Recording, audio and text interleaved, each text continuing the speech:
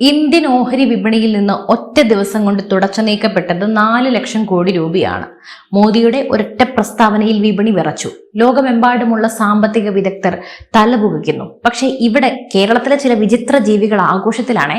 മോദിക്കിട്ടൊരു പണി കൊടുക്കാൻ വേണ്ടി പെട്രോൾ പമ്പുകളിൽ ക്യൂ നിൽക്കുന്ന, കടം വാങ്ങി സ്വർണം വാരിക്കൂട്ടുന്ന ഒരു പ്രത്യേക വിഭാഗം സുഡാപ്പികൾ.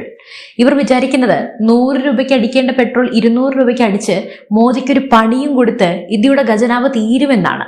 സ്വർണം വാരിക്കൂട്ടിയാൽ മോദി തോൽക്കുമെന്നാണ്. ഇവരുടെ ഈ മണ്ടം ബുദ്ധിക്ക് പിന്നിലെ യഥാർത്ഥ ദുരന്തം എന്താണെന്ന് നിങ്ങൾക്കറിയോ? മോദി പറഞ്ഞു, ഒന്ന് വർക്ക് ഫ്രം ഹോം കുറച്ച് ദിവസത്തേക്ക് എടുക്കൂ, ഒന്ന് സ്വർണം വാങ്ങുന്നത് ഇക്കൊല്ലത്തേക്കൊന്നും നിർത്തൂ, നമ്മുടെ വിദേശ നാണ്യ ശേഖരത്തിന് വേണ്ടിയാണെന്ന്. എന്തായാലും ഭാരതത്തിന്റെ വിദേശ നാണ്യ ശേഖരത്തിന് ചുറ്റും മോദി സർക്കാർ തീർക്കുന്ന ആ ഉരുക്കുകോട്ടയെക്കുറിച്ചാണ് ഞാനിന്ന് സംസാരിക്കുന്നത്. ഇതിനെ തകർക്കാൻ നോക്കുന്ന അകത്തെയും പുറത്തെയും ശത്രുക്കൾ ആരെല്ലാമാണ്? എന്തിനാ മോദി സർക്കാർ ഇപ്പോൾ സ്വർണത്തിന്റെ നിയന്ത്രണം ഏർപ്പെടുത്തുന്നത്? ഭയപ്പെടണോ അതോ അഭിമാനിക്കണോ? എന്തായാലും ഒരു കാര്യം ഉറപ്പിച്ചു പറയാം, ഈ വീഡിയോ കണ്ടു തീരുമ്പോഴേക്കും നിങ്ങൾക്ക് ഇന്ത്യയുടെ സാമ്പത്തിക അടിത്തറയെക്കുറിച്ചും അതിനെതിരെ നടക്കുന്ന ഗൂഢാലോചനയെക്കുറിച്ചും ചില മന്ദബുദ്ധികളെക്കുറിച്ചും വ്യക്തമായൊരു ധാരണ ലഭിക്കും. സ്കിപ്പ് ചെയ്യാതെ അവസാനം വരെ കാണുക. കാരണം ഇത് നിങ്ങളുടെ കൂടെ സമ്പാദ്യത്തിന്റെ സുരക്ഷയെക്കുറിച്ചാണ്, നമ്മുടെ രാജ്യസുരക്ഷയെക്കുറിച്ചാണ്. ഓഹരി വിപണി എന്നത് വെറും അക്കങ്ങളല്ല, അത് വികാരങ്ങളാണ്, അതൊരു സംരക്ഷണമാണ്. മോദി സർക്കാർ ഒരു നയം പ്രഖ്യാപിക്കുമ്പോൾ വിപണി 2% ഇടിയുന്നു.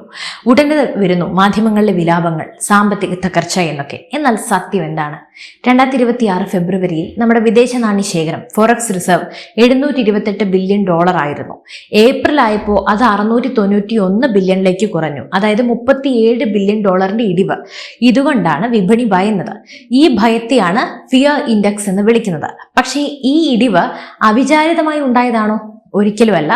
ഭാരത സർക്കാർ പ്ലാൻ ചെയ്ത് നടപ്പിലാക്കുന്ന ഒരു പ്രോ ആക്റ്റീവ് ഡിഫൻസ് അഥവാ മുൻകൂട്ടിയുള്ള പ്രതിരോധ നടപടിയാണിത്.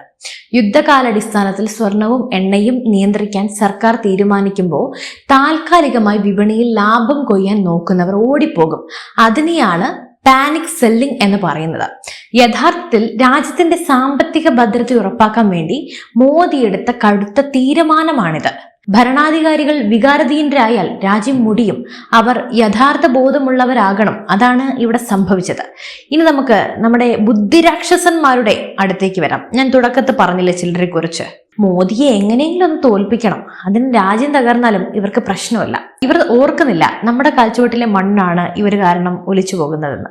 എന്തായാലും സർക്കാർ പറഞ്ഞത് വിദേശ നാണ്യം കാക്കാൻ വേണ്ടി എണ്ണ ഉപഭോഗം കുറയ്ക്കണം, അനാവശ്യമായി സ്വർണം വാങ്ങരുത്. അപ്പോൾ ഇവർ എന്ത് ചെയ്യും? ഇതിനെ അവർ നേരെ പമ്പുകളിലേക്ക് ഓടുന്നു. 100 രൂപയ്ക്ക് അടിക്കേണ്ട സ്ഥാനത്ത് 200 രൂപയ്ക്ക് പെട്രോൾ അടിക്കുന്നു. ഇവർ വിചാരിക്കുന്നത് ഇന്ത്യയിൽ പെട്രോൾ തീർന്നാൽ മോദി രാജിവെച്ച് പോകുമെന്നാണ്. എന്തൊരു കഷ്ടമാണിത്. ഇവര് ആലോചിക്കുന്നില്ല നമ്മുടെ സുരക്ഷയെക്കുറിച്ച്. നമ്മുടെ പണമാണ് നഷ്ടപ്പെടുക എന്നോർത്ത്. എന്തായാലും നിങ്ങൾ കൂടുതൽ പെട്രോൾ അടിക്കുമ്പോൾ നിങ്ങൾ യഥാർത്ഥത്തിൽ ചെയ്യുന്നത് വിദേശ രാജ്യങ്ങളിലേക്ക് ഭാരതത്തിന്റെ പണം കൂടുതൽ ഒഴുക്കി വിടുകയാണ്. അതുവഴി നമ്മുടെ നാട്ടിൽ തന്നെ വിലക്കയറ്റം ഉണ്ടാകും. അങ്ങനെ വിലക്കയറ്റം വരുമ്പോൾ സാധനങ്ങളുടെ വില കൂടും. ആർക്കാണ് പണി കിട്ടുക? ഇതാരെയാണ് ബാധിക്കുക? ഇന്ത്യക്കാരനായ നിങ്ങളെ തന്നെയാണ്. എന്റെ മണ്ടന്മാരെ, ഇതിലും വലിയ തമാശ സ്വർണത്തിന്റെ കാര്യത്തിലാണ്. വിവാഹത്തിന് പോലും ഇല്ലാത്ത ആവശ്യത്തോടെ ഇവർ സ്വർണം കടം വാങ്ങി കൂട്ടുന്നു. എന്തിനു വേണ്ടി?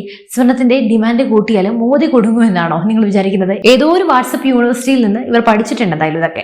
പക്ഷെ ഒന്ന് ഓർക്കുക, നിങ്ങൾ വാരിക്കൂട്ടുന്ന ഈ മഞ്ഞ ലോഹം നാളെ ഒരു സാമ്പത്തിക പ്രതിസന്ധി വന്നു കഴിഞ്ഞാൽ വിൽക്കാൻ പോലും പറ്റാത്ത അവസ്ഥയിലേക്ക് കാര്യങ്ങൾ നീങ്ങും. അങ്ങനെ നിങ്ങളുടെ വീട്ടിൽ ഇത് കിടക്കും. നിങ്ങൾ അതെന്താ പുഴുങ്ങി തിന്നുവോ? ഇല്ല. എന്തായാലും ഇത് മനസ്സിലാക്കാനുള്ള ബുദ്ധി പോലും ഇവർക്കില്ലാതെ പോകുന്നു. മോദിയോടുള്ള വിരോധം മൂത്ത് സ്വന്തം വീടിന് തീടുന്ന ഈ ബുദ്ധി സമ്മതിച്ചു കൊടുക്കണം. നമുക്ക് കുറച്ച് ഗൗരവകരമായ കണക്കുകളിലേക്ക് പോകാം. എന്തുകൊണ്ടാണ് മോദി സർക്കാർ സ്വർണ്ണ ഇറക്കുമതി നിയന്ത്രിക്കുന്നത്? ഇന്ത്യയുടെ ആകെ ഇറക്കുമതി ബില്ല് എന്ന് പറയുന്നത് $775 ബില്യൺ ആണ്. ഇതിൽ സ്വർണത്തിന്റെ പങ്ക് മാത്രം 9.3% വരും. അതായത് $72 ബില്യൺ. റെക്കോർഡ് വിലയായിരുന്നു അത്. നിലവിൽ സ്വർണം ഔൺസിന് $3300 എന്ന റെക്കോർഡ് നിരക്കിലാണ്. വർഷം തോറും നമ്മൾ 700 മുതൽ 800 ടൺ വരെ സ്വർണം വാങ്ങുന്നുണ്ട്. ഈ സ്വർണം വാങ്ങാൻ നമ്മൾ നൽകുന്നത് ഡോളറാണ്. അതായത് നമ്മുടെ വിദേശ നാണ്യ ശേഖരം.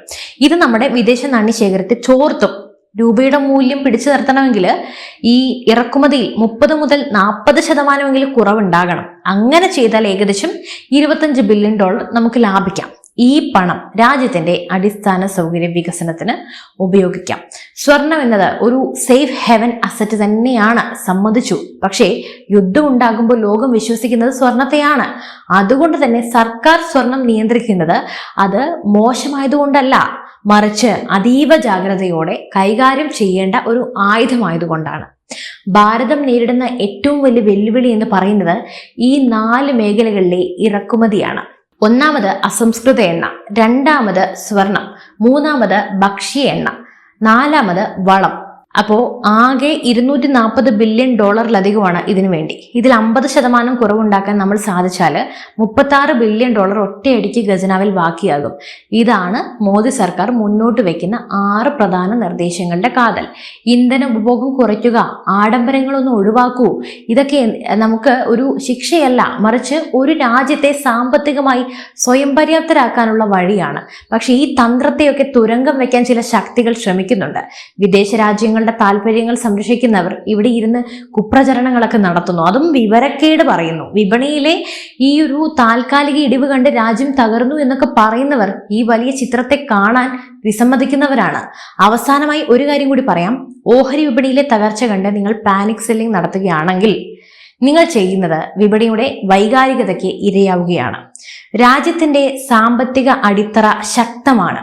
പ്രധാനമന്ത്രിയുടെ ദീർഘവീക്ഷണം ഇന്ത്യയെ ഒരു ആഗോള സാമ്പത്തിക ശക്തിയാക്കി മാറ്റാൻ വേണ്ടിയാണ്. പകയും വിദ്വേഷവും കൊണ്ട് പെട്രോൾ പമ്പിലും ജ്വല്ലറിയിലും ഒക്കെ പോയി മണ്ടത്തരങ്ങൾ കാണിച്ചു കൂട്ടുന്ന സുഡാപ്പികളോട് ഒന്നേ പറയാനുള്ളൂ, നിങ്ങൾ തോൽപ്പിക്കാൻ ശ്രമിക്കുന്നത് മോദിയെ അല്ല, ഒരിക്കലും അല്ല. മോദിക്ക് ഇത് കണ്ട് ഒന്നും സംഭവിക്കാൻ പോകുന്നില്ല. ഈ രാജ്യത്തെയാണ്, നിങ്ങളെ തന്നെയാണ്.